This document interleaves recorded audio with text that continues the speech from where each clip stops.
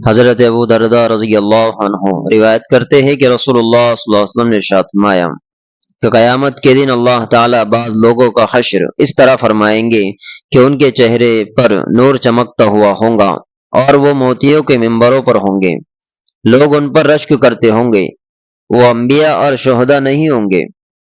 ایک دیہات کے رہنے والے صحابی نے گھٹنوں کے بل بیٹھ کر عرض کیا، یا رسول اللہ، ان کا حال بیان کر دیجئے کہ ہم ان کو پہچان لیں۔ نبی کریم صلی اللہ علیہ وسلم نے ارشاد فرمایا، وہ لوگ ہوں گے جو اللہ تعالیٰ کی محبت میں مختلف خاندانوں سے، مختلف جگہوں سے آ کر ایک جگہ جمع ہو گئے ہو اور اللہ تعالیٰ کے ذکر میں مشغول ہو۔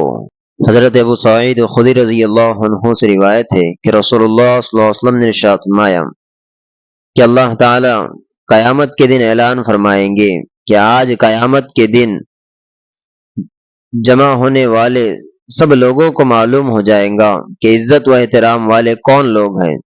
عرض کیا گیا، یا رسول اللہ، عزت و احترام والے کون لوگ ہیں؟ ارشاد فرمایا، مساجد میں ذکر کی مجالس والے۔ حضرت انس بن مالک رضی اللہ عنہ سے روایت ہے کہ رسول اللہ صلی اللہ علیہ وسلم نے ارشاد فرمایا کہ جنت کے باغوں پر سے گزرو تو خوب چرو۔ صحابہ رضی اللہ عنہ نے عرض کیا، یا رسول اللہ، جنت کے باغ کیا ہیں؟ ارشاد فرمایا، ذکر کے حلقے۔